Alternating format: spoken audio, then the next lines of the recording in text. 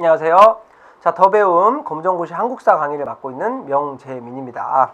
자, 지난 시간에 1강 진행했었고요. 구석기, 신석기, 청동기하고 우리나라 최초의 국가인 고조선까지. 자, 1강에서 했던 내용이 맥시멈 3문제, 적으면 2문제 요 정도 나오는 범위입니다. 앞쪽이 조금 우리 검정고시 한국사에서 많이 나오고요.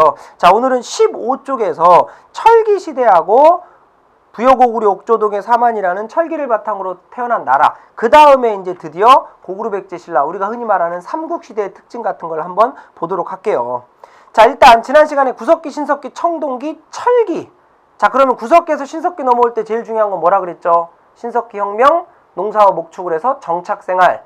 구석기, 신석기 다음에 청동기 넘어올 때 제일 중요한 건 계급사회. 그러면 청동기에서 철기 넘어올 때 중요한 게 있을 거란 말이죠. 자, 청동기 시대에서 청동기는 돌보다 단단하지 않아서 일반적으로 농기구로 절대 쓰이지 않았다. 근데 철기는 청동기보다 됐다 단단합니다. 제일 단단해요. 그러니까 무기나 농기구로 많이 쓰였어요. 일단 상식적으로 철기를 무기로 쓰이면 철기를 일단 농기구로 쓰이면 철기가 먼저 농기구로 쓰면 농사가 더 당연히 어떻게 하겠어요? 잘 되겠죠. 농업 생산력 업그레이드 되고요. 그 다음에 중요한 건 철기가 무기로 쓰이면요. 지금과 같은 정보화 시대가 아니거든요. 지금 다 청동기를 쓰고 있는데 청동기 쓰고 있는데 우리 철기가 왔대. 다 카톡 보내는 거 아니잖아요. 인터넷 쳐보는 거 아니기 때문에 쉽게 생각하세요. A, B, C 3개 부족이 있는데 세 부족 중에 A 부족이 철기를 먼저 받아들였어요. 이거 써보니까 좋은데 옆에 B 부족 짜증나는데 한번 쳐부술까? B 부족과 C 부족은 여전히 청동기 쓰고 있다고요. 그럼 철기 쓰고 있는 애가 B 먹고 C 먹고 그래서 부족이 점점점 커져요. 그게 뭐가 된다고요? 네, 국가가 됩니다. 나라가 돼요. 그래서 이 철기 시대는 농기구와 무기로 쓰이기 때문에 여러 나라라고 해봤자 부여고구려 옥조동의 사만, 위에서부터 순서대로 부여고구려 옥조동의 사만이 나오는데 각 나라의 특징을 한번 보시면 됩니다. 자, 네모 1번에 철기사회의 도래에서 반가로 2번에 농기구로 사용했으니까 농업생산력 증가했고 무기로 사용하니까 부족 간의 정복전쟁, 그래서 한 부족이 나머지 부족을 먹기 시작하면 뭐가 된다? 국가가 된다 그랬습니다. 그래서 크게 볼까요? 15쪽의 네모 2번에는 부여와 고구려가 나와 있고요. 16쪽에는 옥저동의 사만 나와 있는데 자, 이거 책 복잡하게 쓰여 있는 것 같습니다만 여러분들 부여 위에서부터 고구려, 옥저, 동해, 사만인데요. 딴 거 필요 없습니다. 딴 거. 제가 딱 정리해 드리겠습니다. 뭐만 일단 무조건 기억해라. 제천행사. 제천행사가 뭔데요? 하늘에 제사 지내는 거요. 하늘에 제사 지내는 거. 이름만 기억해도 요 파트 나오면 시험은 90% 이상 맞출 수 있습니다. 정리해볼까요?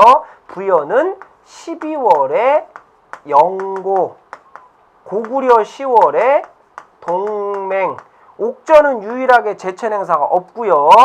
동해는 10월에 무천, 사만은 5월 10월 달에 수린날 계절제라 그래서 사만은 이름은 필요 없어요. 이름까지는 여러분들 알면 좋습니다만 어려우면 안 봐도 돼요. 그럼 뭐만 알면 돼요? 사만에서 포인트는 특징이 뭐예요? 제천행사가 유일하게 2개네. 이 제천행사만 기억하면 여러분들 뭐라고요? 무조건 이 파트 문제는 먹고 들어갑니다. 그럼 특징을 하나씩 봐야 되겠죠. 일단 눈에 띄는 특징이 뭐가 있어요? 일단 이거부터 할까요? 사만만 왜 2개냐? 일단 제천행사가 뭡니까? 하늘에 제사 지내는 것. 왜요? 대부분 10월달이 많죠. 10월달에 뭐가 있어요? 추석이 있잖아요. 추석, 한가위. 오케이? 이게 무슨 뜻이에요? 올 한 해 농사 잘 되게 해줘서 고맙습니다. 농사 안 됐어도 올 한 해 농사 안 됐지만 내년에는 잘 부탁드려요. 하늘에 제사 지내고 식구들끼리 모여서 절도 하고 음식도 먹고 술도 마시면서 쉽게 말해 올 한 해 동안 농사 짓느냐고 고생했다. 한번 놀아보자. 레스 파리를 즐기는 거예요. 하늘에 제사 지내면서 하늘에 제사 지내고 여러분들 절한 다음에 그 음식 다 버립니까? 우리끼리 먹고 즐기잖아요. 오랜만에 만나서. 그겁니다. 10월 달에 많은데 사만은 유일하게 2번이다. 하늘에 농사 잘 되게 해달라고 비는 목적인데 5월 10월이에요. 그럼 5월 달은 뭐 할 때입니까? 그렇죠. 씨 뿌리고 농사 스타트 할 때예요. 그러면 사만이 유일하게 2번이라는 얘기는 지도에는 안 나왔습니다만 사만의 위치가 지금 충청도, 전라도, 경상도 지방이거든요. 현재 남부지방이에요. 농사가 제일 그렇죠. 잘 되는 지역입니다. 농사 잘 되니까 제천행사 2번 하는 거예요. 그럼 나머지 10월 대부분 올 한 해 농사 잘 되게 해줘서 고마워요 이거고요. 첫 번째 3화만 유일하게 2번인 이유는 남부지방이기 때문에 농사가 잘 돼서 그렇다. 그러면 옥저 왜 제천행사가 얘들은 없느냐? 얘들은 뒤에 나올 겁니다만 옥저하고 동해는 고구려의 지배를 받았어요. 실제로 옥저하고 동해는 고구려에게 망했고요. 그런데 옥저는 제천 행사를 해봤자 고구려한테 이것저것 다 바쳐야 되는 거예요. 그러니까 안 하는 거예요. 그럼 동해는 왜 했냐? 지배받았는데 거리가 좀 떨어져 있거든요. 그리고 동해는 그나마 강원도 조금 밑으로 내려와서 농사가 되는 지역이었고요. 이게 특징이고 부여가 또 하나의 특징이 12월 달이네요. 부여의 위치가 고구려보다 더 위쪽, 발해가 영토를 차지해 더 위쪽이거든요. 지금이야 과학기술 발달해서 농사되지만 당시에는 더 위쪽으로 넘어가면 추워서 농사가 안 됐거든요. 그래서 12월 달에 부여의 연고의 포인트는 뭐라고요? 이거는 주로 농사보다는 사냥, 겨울에 사냥 나갈 때 사냥 잘 되게 해주세요. 요게 특징입니다. 아시겠죠? 자, 제천 행사의 이름만 기억해도 여러분들이 이 파트는 무조건 문제를 먹고 들어갈 수 있습니다. 자, 그러면 15쪽의 부여부터 한번 볼게요. 반가로 2번에 부여 위치 가장 위에 있습니다. 정치체제를 봐야 되는데 부여의 특징은 5부족 연맹체다. 각각의 특징을 여기다 다 어떻게 하겠어요? 정리를 합니다. 부여는 5부족 연맹체인데 뒤에 볼 겁니다만 고구려도 똑같아요.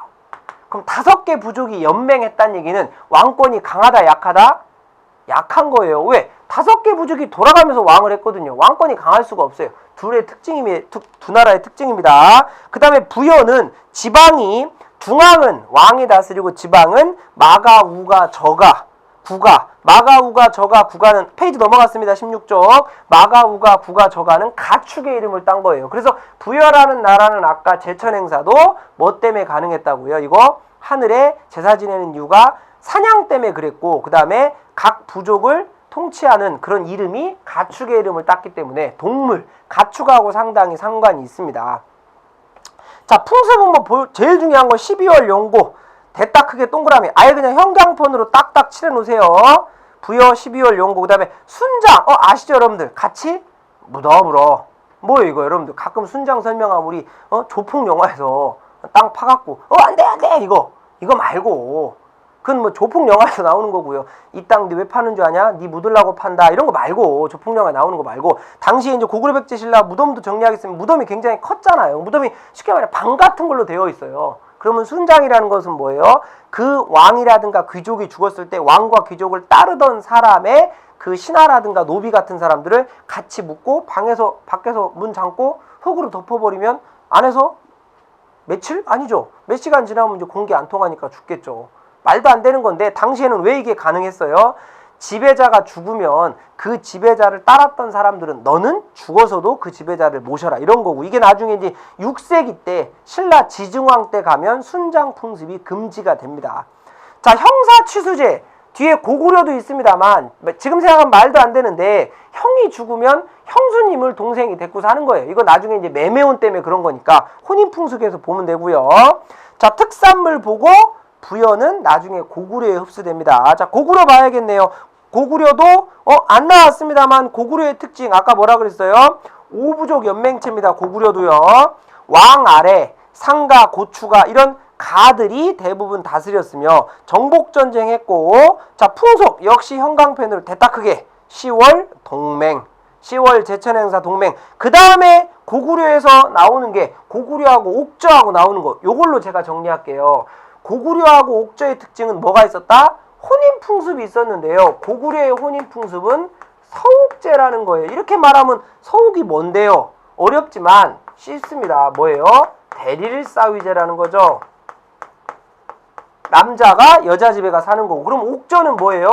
민며느리제라 그래서 여자가 남자 집에 가서 살다가 혼인하는 건데 쉽게 생각하세요. 고구려 서욱이라는 것은 여자 본체, 여자 본집 뒤에다가 서옥이라는 조그만 가옥을 짓고 살다가 아기를 낳아서 아이가 장성하면 여자를 데리고 온다. 장성이라는 말을 표현을 쓰려면 애가 최소한 열 몇 살 정도는 최소한 돼야 장성이라는 표현을 쓰잖아요. 그러니까 십몇 년 동안은 남자가 여자 집에 가서 노동력을 제공해 주는 거고, 여자가 어린 나이에 남자 집에 가서 살다가 혼인할 나이가 되면 남자 집에서 여자 집에 패물이라든가 돈을 지불하고 어떻게 하는 거예요? 혼인을 하는 거죠. 이런 게 왜 있냐? 포인트는 이거 일종의 다 뭐다? 매매혼이에요. 매매혼. 매매혼이 뭡니까? 여자를 약간 노동력의 개념으로 생각해서 사고 판다는 개념입니다.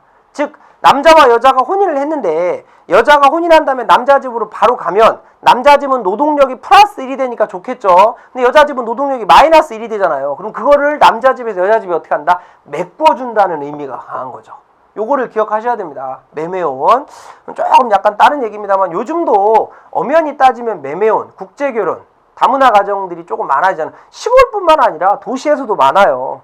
그럼 제가 몇 살인지는 알면 안 되니까 국가 기밀이니까 29에 결혼했거든요. 근데 제 나이대 29이면 그렇게 늦은 편이 아니잖아요. 근데 저희 집안 자체가 일찍 결혼했어요. 아버지 21살, 누나 24, 형 25. 우리 형수님은 저보다 한 살 어려요. 되게 다 일찍 결혼했거든요. 그때 당시는 몰랐는데 일찍 결혼하는 게 되게 안정적이고 좋아. 안 할 거면 모르겠는데 할 거면 제가 일찍 하는 게 더 좋다고 생각해요. 저도 29이면 제 나이대에 늦은 편이 아닌데 명절 때 이제 시골집에 27, 대학 졸업하고 26, 27에 명절집에 이제 혼자 가잖아요. 명절 새러 가면 아빠가 저한테 그랬어요. 이거는 뭐 인강이라 뭐 욕을 하는 게 아닙니다, 여러분들. 아버지가 저한테 병신이라 그랬어요. 왜? 여자 못 데리고 온다고. 우리 지금 빨리 결혼한대. 저럼 여자 못 데리고 온다고. 저거 우즈벡 가야 된다고. 특정 국가를 비하는 건 아닙니다만 우즈벡 가면 그 유명한 말이 있죠, 여러분들. 김태희가 밭을 간다. 들어보셨습니까? 무슨 뜻이에요? 중앙아시아 쪽이 국사의 뒤에 나오죠. 우리나라 사람들이 연해주 쪽에 살다가 소련, 당시 소련에 의해서 중앙아시아, 우리가 지금 우즈베키스탄, 키르기스탄, 카자흐스탄 이렇게 스탄 부른 나라들 있죠. 이쪽으로 강제 이주를 당해서 그쪽에 있는 사람들이 우리나라 사람하고 상당히 비슷한 상태에서 서양의 어떤 우리 동양의 피와 서양의 피가 섞여서 굉장히 미인들이 많거든요. 근데 그쪽에 가서 이제 신부를 데리고 온다. 이런 개념이 있어서 농담 삼아 우즈벡 가면 우즈벡의 타슈켄트 국제공항에 내리면 김태희가 밭을 간다. 뭐 이런 얘기가 있을 정도로 그런 얘기가 있는데 약간 농담입니다만 지금도 그런 게 일종의 있는 거예요. 그래서 우리가 한민족이라고 부르는 게 이제 현대사에 들어오면 다문화 가정이 많아지고 세계화 시대이기 때문에 한민족이라는 개념이 많이 약해졌다는 거죠. 자, 약간 농담이었습니다만 어쨌거나 고구려 서욱제와 옥저 민며느리제 꼭 기억하셔야 됩니다. 요거는 일종의 매매혼이고 구체적인 내용보다는 이름 꼭 기억하시면 되고요. 자, 옥저 볼까요? 밑으로 점점점 지도가 내려오는 거예요. 함경도 근처에다가 동해안에 토지가 비옥하고 해산물 풍부했고, 자, 군장에 다스렸는데 옥저하고 동해는 공통점이 많습니다. 아까 설명드렸듯이 고구려 지배도 받았고요. 군장이 다스리는 국가였어요. 그래서 아까 민며느리제 일단 동그라미 쳐놓으시고 옥저에는 유일하게 제천 행사가 없다. 기억하시고요. 자, 동해는 조금 더 내려옵니다. 강원도 북부 쪽에다가 역시 토지가 비옥하고 같은 지역이기 때문에요. 똑같이 군장이 다스렸습니다. 그 다음에 매년 10월 밑줄 쳐야겠네요. 역시 형광펜 10월 제천 행사 무천. 그 다음에 족외혼 다른 부족하고 혼인했으며 동해가 시험에 나온다 치면 10월에 무천하고 또 하나 나올 수 있는 게 뭐냐면 여기 책화라는 풍습입니다. 책화. 이건 뭐냐? 부족끼리 경계를 세워놓습니다. 그 경계가 대부분 산이나 강이에요. 산이나 강 같은 경계를 세워놓고 서로 침범하지 않는다라고 약속을 하는 거죠. 만약에 침범하면 어떻게 한다? 소나 말이나 노비로 배상을 한다. 밑에 책화에 대한 내용이 남아 있습니다. 이렇게 생각하시면 됩니다. 동해에 책화 있고요. 자, 사마는 한 나라가 세 개라는 겁니다. 마한, 변한, 진한인데 마한, 변한, 진한 위에다가 화살표 각각 하고요. 마한 위에다가 백제. 마한에서 나중에 백제가 나오고요. 변한은 누가 나와요? 가야. 그 다음에 진한은 신라. 사만에서 고구려 백제 신라 중에 신라, 그 다음에 백제, 그 다음에 가야까지 나옵니다. 마한에서 백제, 변한에서 가야, 진한에서 신라가 나와요. 한반도 남쪽 지금 우리가 알고 있는 충청도, 전라도, 경상도 지방이기 때문에 벼농사 됐다 많이 발달했고, 변환 꼭 기억하셔야 합니다. 변환의 하이라이트는 철. 당시가 철기 시대인데 철이 많이 나왔으면 그거보다도 좋은 게 어디 있겠어요. 철이 엄청 많이 나왔기 때문에 이거를 화폐로 쓸 정도로 굉장히 활발했다는 거. 자, 그 다음에 우리 지난 시간에 단군왕검이라는 이름을 통해서 재정일치라는 거 배웠잖아요. 대부분 나라가 재정일치인데 사만만 유일하게 재정 분리 국가입니다. 재정이 뭐라 그랬어요? 제사와 정치를, 지금까지는 다 일치 국가인데 사만만 재정 분리 국가입니다. 자, 정치와 제사장이 각각 군장은 정치적 지배자, 천군은 종교적 지배자로서 재정 분리고요. 자, 시험에 사만이 재정 분리 국가라는 게 나오면서 포인트는 바로 제사장이 머무르는 지역이 있습니다. 거기가 바로 소도라는 데죠. 제사장이 머무르는 지역이에요. 여기는 정치적 지배자가 마음대로 들어올 수도 없고요. 그 다음에 소도의 상징물이 있죠. 뭡니까? 솥대입니다. 솥대. 그림에서 보셨을 거예요. 철. 여기다 한번 그려볼까요? 철 같은 거 길게 하고, 제가 그림을 잘 못 그려서 이 꼭대기에 뭐가 있어요? 새. 에이씨, 그림 못 그리니까 이렇게 쓸게요. 자, 새 한 마리가 이렇게 있는 게 있어요. 이게 이제 소도의 상징물이 됩니다. 이게 솥대입니다. 솥대. 요거고요. 그 다음에 풍속. 매년 5월, 10월 제천 행사. 이름은 안 나왔습니다만 수린날 계절제인데 제 기억에 이름이 시험에 딱 정해져서 나온 적은 거의 없기 때문에 사만은 유일하게 제천 행사가 2번이다. 왜 그렇다 그랬어요? 앞에 농사가 잘 되니까. 남부지방은 평야도 많고 비도 많이 오고 물도 풍부해서 농사가 잘 되니까 씨 뿌릴 때, 추수할 때 한 거죠. 자, 철기시대 바탕으로 등장했던 부여고구려 옥조동의 사만이라는 나라 꼭 기억하시고, 밑에 삼국지 위서 동의전. 삼국지 위서 동의전은 당연히 중국의 역사책입니다. 우리 여러분들 고구려 백제 신라의 초기 시대까지도 우리나라 역사는 대부분 우리 자체적으로 기록한 게 별로 없기 때문에 중국의 역사를 통해서 추론해 볼 수 있는 거고, 17, 18쪽은 한 번씩 읽어보십니다. 꼭 읽어보시고 내용 중요한 것들 나와 있으면 별표 한번 쳐보시면 되고요. 자, 19쪽에 이제 삼국의 성립과 발전. 삼국이라 하면 고구려 백제 신라네요. 그죠? 고구려 백제 신라. 근데 여러분들 알지 않아요?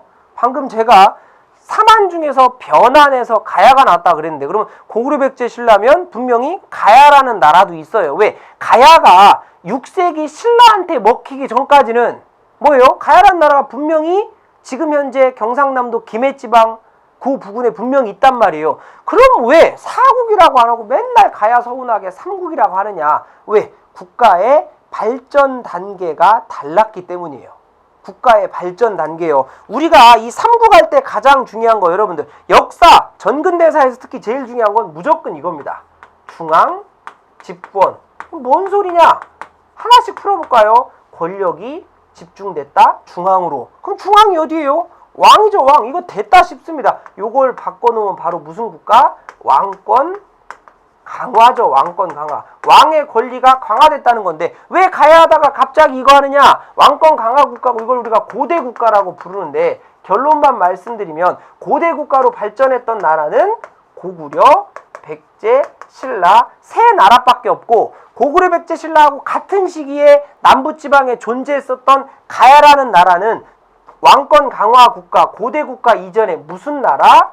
연맹왕국 단계에서 망했어요. 가야라는 나라는 여러분들 6개의 가야가 있었는데, 대표적으로 김해의 금관가야와 고령의 대가야만 보면 되는데, 어쨌거나 6개 가야가 있었거든요. 지들 잘났다고 다 따로따로 노는 거예요. 통일이 안 된 거죠. 이 나라는 통일이 됐는데, 고구려, 백제, 신라 여러 부족을. 그렇기 때문에 같은 시기에 있었지만 국가의 발전 단계가 다르다. 그래서 우리가 삼국하지 사국이라고 부르지는 않습니다. 그래서 19쪽에 네모 2번부터 중앙집권국가 있잖아요. 어떻게 되는지 볼 건데 요거를 제가 크게 보겠습니다. 일단 지금 제가 적어놓는 건 여러분들 19쪽 오른쪽이나 18쪽 밑에 빈 공간이 있네요. 18쪽 밑에 여기다가 요걸 한번 적어놓으세요. 여러분들 자, 고구려 백제 신라에선 딴 거 필요 없습니다. 4세기요. 5, 6 4, 5, 6 뭐예요? 여러분들 학교 다니실 때 안 했나? 4, 5, 6 뭐예요? 백고신. 뭔 소리요 갑자기? 4, 5, 6, 190. 요게 무슨 순서입니까? 각국의 전성기 순서. 전성기 순서. 전성기 순서는 뭐하고 똑같다? 어느 지역 차지하려고 그렇게 삼국이 박터지게 싸운 거예요. 바로 한리버. 우리 서울의 한강 차지한 순서. 한리버요. 한강 차지한 순서와 전성기 순서가 똑같습니다. 쉽게 생각하세요. 백제는 누구에게 한강을 빼앗아서 전성기를 맞은 게 아니에요. 원래 태생 자체가 백제는 거기서 났어요. 경기도 하남, 서울 바로 옆에 하남 위례성에서. 그럼 고구려는 백제가 갖고 있었던 한강을 뺏어사서 전성기를 맞이한 거고요. 그럼 신라는 고구려가 전성기 맞이할 때 백제하고 신라가 크로스, 동맹을 맺었죠. 신라, 백제, 나제 동맹. 나제 동맹을 맺어서 그게 성공했어요. 성공했다는 얘기는 고구려가 차지했던 한강을 신라와 백제가 동맹을 맺어서 뺏어왔다고요. 근데 신라가 어떻게 했어요? 신라 전성기 맞았던 진흥왕이 배신 때렸어요. 그럼 여러분들이 백제 입장이 돼보세요. 원래 자기들이 갖고 있었던 한강을 뺏어갔던 고구려도 밉지만 사실상 고구려보다 동맹 맺다가 뒤통수 친 신라가 더 미운 거예요. 그래서 6세기 넘어가면 백제는 계속해서 신라만 뒤지게 공격하는 거고요. 그 이유가 있습니다. 나온 김에 백제 전성기 왕까지 근초고왕. 자, 고구려는 여러분들 알고 있는 광개토대왕하고 그 아들인 장수왕 맞는데요. 장수왕이 한강 차지합니다. 신라는 진흥왕이고요. 자, 4, 5, 6, 190, 4, 5, 6, 190 꼭 기억하셔야 돼요. 4, 5, 6, 190. 그 다음에 하나만 더. 국가의 발전 단계는 요거하고 똑같아요. 뭐요 갑자기? 소설의 발전 단계하고 똑같아요. 자, 이게 나라라고 칩시다. 나라 제일 치면 어떻게 돼요? 건국. 그 다음에 발전. 그럼 여기가 뭐겠어요? 당연히 시험에 제일 많이 나오는 전성기. 전성기 맞았으니까 나라가 이제 어떻게 돼요? 쇠퇴해야 되죠. 근데 쇠퇴할 때 우리나라 쇠퇴하네. 그냥 가만히 있어야겠다. 손가락만 쪽쪽 밟고. 그건 아니잖아요. 쇠퇴할 때 다시 한번 나라를 일으켜 세우기 위해서 중흥을 위해 노력하는 왕들이 있어요. 아파트 아닙니다. 중흥 아파트. 다시 한번 이렇게 세우는 거고. 그 다음에 이제 안 되니까 홀라당 발라당 나라가 멸망하는 건데, 상식적으로 생각해 볼까요? 시험에는 당연히 전성기가 제일 많이 나옵니다. 요 왕들이요. 그러면 생각해 보세요. 광개토대왕, 장수왕, 예를 들어 고구려가 건국된 다음에 하루아침에 바로 전성기 맞았겠어요? 그건 안 되죠. 전성기 맞기 전에 제가 국사에서 제일 중요한 게 뭐라고요? 왕권 강화를 이루어내야 된다고요. 그러면 전성기 맞기 전에 요 정도에서 전성기를 맞기 위해 기틀을 마련했던 왕들이 있을 거예요. 근초고왕 전에 백제는 고이왕, 그 다음에 고구려는 광개토대왕, 장수왕 전에 소수림왕, 뒤에 할 겁니다. 신라는 진흥왕 전에 6세기 지증, 그 다음에 법풍, 이런 왕들이 있을 거란. 그러니까 그런 왕들이 그 앞에 기틀을 마련해 놓으니까 전성기를 맞을 수 있었던 거죠. 이제 여기 책에 보면 왕들이 너무 많이 나와요. 가끔씩 여러분들이 이 왕들 다 암기하고 다 기억해야 됩니까? 라고 물어보시는 분들이 있는데, 그거는 한계가 있어요, 여러분들. 너무 복잡하기 때문에. 그러면 시험에 주로 나오는 것들은 일단 전성기가 첫 번째고, 전성기 전에 이 나라가 전성기를 맞기 전에 기틀을 마련했던 왕들이 무슨 일을 했는지 요걸 꼭 기억하시면 됩니다. 나머지 왕들은 특징적인 것만 보시고 기틀 마련했던 왕, 그 다음에 전성기 왕, 요게 포인트예요. 자, 요거는 꼭 필기를 하시고요. 필기를 하시고 요것만 알고 기본적인 내용만 알아도 먹고 들어갈 수 있습니다. 그러면 19쪽에 중앙집권 체제와 중앙집권 체제 정비와 발전이죠. 네모 2번에 고구려부터 보는 거예요. 고구려. 자, 태조왕. 우리가 보통 태조라는 말은 나라를 세운 왕에게 붙이는데 고구려는 주몽이 세웠습니다만 주몽이 태조왕은 아닙니다. 한번 보세요. 태조왕이 뭐 했는지. 활발한 정복 활동했고, 그 다음에 이제 독점적 왕위 세습. 여러분들 왕권이 강하려면, 왕권 강화가 제일 중요하다 그랬죠? 왕권이 강하려면 왕위를 아들에게, 그 중에서도 큰아들에게 물려주는 게 가장 중요한 거죠. 독점적 왕위 세습으로 왕권 강화했고요. 중앙 집권적인 체제 만들었으며, 자, 고국 천황은 밑에 거 볼까요? 왕위 계승을 형제 상속에서 부자 상속으로 바꿨다. 여러분들 형이 죽었는데 동생이 왕하는 거하고, 부자 상속은 부자, 리치? 아니요. 아버지가 죽었는데 아들이 뭐예요? 큰아들이 물려받는 거하고 어떤 게 더 왕권이 강하다고요? 네, 부자 상속이 강해요. 형제보다는 이 부자라는 게 여러분들 이 피를 끊을 수 없거든요. 그러니까 아들이 왕하는 게 훨씬 더 강한 거고요. 자, 미천왕 한번 보시고요. 뭐 낙랑군, 대방군 이런 거 했으며, 자, 소수리왕 드디어 나왔네요. 소수리왕이 아까 설명드렸던 고구려 전성기 맞기 전에 기틀을 마련했던 왕입니다. 소수리왕은 밑줄 3개, 세트 3개입니다. 태학 설립, 불교 수용, 율령 반포. 기계적으로 나오셔야 됩니다. 태학 설립은 뭡니까? 고구려 최고의 교육기관. 어렵지 않네요. 태학. 그럼 교육기관만 한번 정리해볼까요? 뒤에 어차피 할 건데 고구려, 태학, 통일신라, 국학, 고려, 국자감, 조선, 성균관. 끝. 시험엔 요 정도 나와요. 최고의 교육기관 고구려, 태학, 통일신라, 국학, 고려, 국자감, 조선, 성균관. 요거 기억하시고요. 불교 수용 공통적인 겁니다. 삼국은 전성기를 맞이할 때 대부분 불교를 받아들였어요. 왜? 불교를 받아들이면 왕을 정점으로 백성들의 생각을 하나로 묶을 수 있거든요. 그러니까 왕권가가 됩니다. 불교 수용 중요하고, 그 다음에 율령 어려운데 율령은 앞으로 계속 나올 거니까 율령 동그라미 치시고 밑에다 한 글자로 뭐? 법. 율령은 법이에요. 근데 지금 우리가 알고 있는 법과는 당근 말밥으로 엄청 틀리죠. 지금 우리가 알고 있는 법은 국민의 대표기관인 의회에서 국민이 뽑은 국회의원들이 지지고 볶고 지들끼리 머리끝내기 잡고 싸우다가 만드는 게 법이에요. 근데 당시의 법은 지배층, 왕이나 귀족이 자신들을 위해서 마음대로 만든 게 법입니다. 그러니까 왕이나 귀족, 지배층이 법을 만들면 당연히 왕권화가 이루어질 수 있고요. 드디어 나왔네요. 광개토대왕.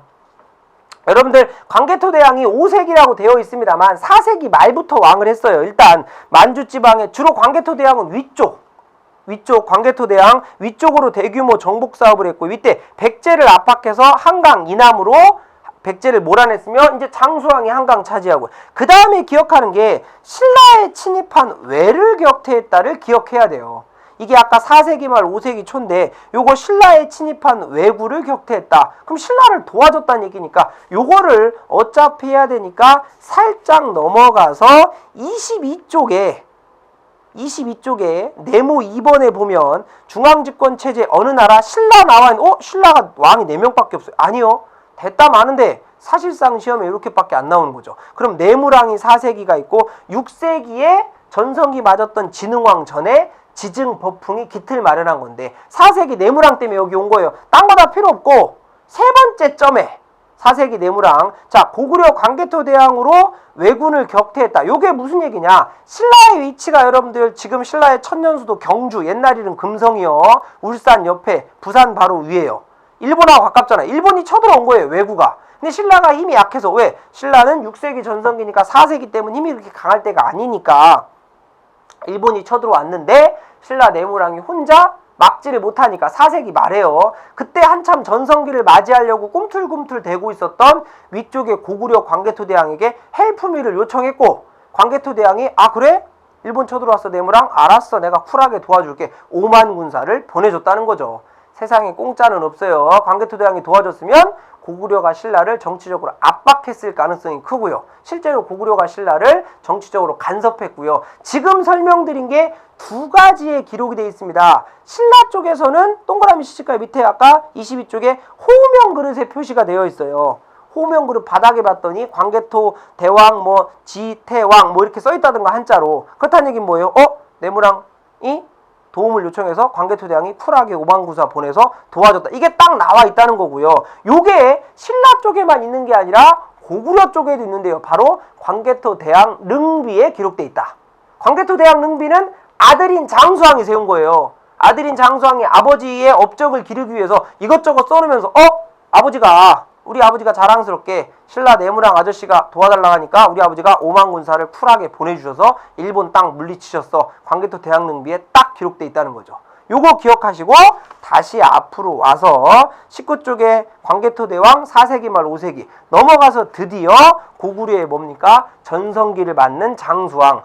중국과 교류를 했고, 그 다음에 남진정책, 남하정책으로 국내성에서 평양성으로 고구려 수도도 3번 바뀝니다. 국내성, 평양성. 그 다음에 졸본에서 국내성, 그 다음에 평양성. 고구려 수도가 평양, 서경이죠. 옛날 이름. 서경을 차지하면서 밑으로 내려오니까 잘 보셔야 됩니다. 백제 근초고왕이 어떻게 하고 있어요? 한강을 차지하고 있었는데 아직 백제는 안 배웠죠. 고구려 먼저 배우는 거예요.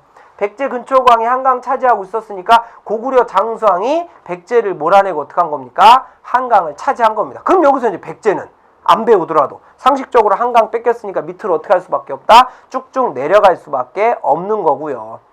자, 백제가 수도 한성이 무너지면서 백제 계로왕이 죽고 충주의 중원고구려비 윗줄 치셔야 됩니다. 충북 충주의 중원고구려비 다른 데 다 냅두고 왜 필이면 충청북도 충주에 세웠냐? 충주가 여러분들 남한강의 끝입니다. 그럼 지금 이제 비석 아까 광개토대왕 능비 아들인 장수왕이 세웠고 장수왕도 중원고구려비 세웠고 나중에 진흥왕은 뭐 비석 굉장히 좋아했던 양반인가 봐요. 비석 진흥왕 단양적성비를 포함한 진흥왕 순수비 5개를 만들었거든요. 비석 왜 세웠겠어요? 자랑하려고 세운 거예요. 그러면 장수왕이 충주의 중원고구려비를 세웠던 것은 남한강 끝에다가 나 한강 여기까지 먹었어 잘했지? 라고 자랑 치려고 해놓은 거죠. 그래서 남한에 현재 우리 휴전선 위쪽으로 갈 수가 없으니까 충청북도 충주 현재 남한에 남아있는 유일한 고구려 비석입니다. 자, 나머지 한번 읽어보시고 장수왕이 한강 차지하면서 전성기를 쭉쭉 맞습니다. 자, 고구려의 정치체제 앞에 책에 안 나와있습니다만 정리했었네요. 오부족 체제였다. 부여하고 고구려의 공통적이었죠. 중앙정치 요것 뒤에 정리될 겁니다만 동그라미 치실까요? 대대로 수상이니까 지금으로 따지면 총리 정도요. 행정구역은 수도와 지방이 오부오방 많이 나오진 않지만 수도와 행정을 어떻게 나누는지 간단히 보시고 자 국가 최고회의 가장 중요하네요. 고구려 최고회의 누굽니까? 제가회의. 이 제가회의의 수상이 방금 봤었던 대대로라는 거죠. 제가회의 동그라미 치시고 대대로입니다. 자, 오늘은 2강은 여기까지 한번 볼까요? 자, 오늘 배웠던 거 철기시대 바탕으로 부여고구려 옥조 등의 45나라 딴 거 필요 없다. 제천행사 기억해라. 고구려 백제 신라에서 오늘은 고구려만 배웠겠습니다만 다음 3강에서는 백제하고 신라 배우고 그 다음에 그 신라가 삼국을 통일하는 과정까지 배우면서 456 백고신 456 백고신 꼭 기억하셔야 됩니다. 자, 복습 꼭 하시고요. 다시 한번 강조드립니다만 인강의 포인트는 복습입니다. 그날 배운 건 그날 정리를 꼭 하셔야 됩니다. 다음 시간에 백제부터 보도록 하겠습니다. 수고하셨습니다.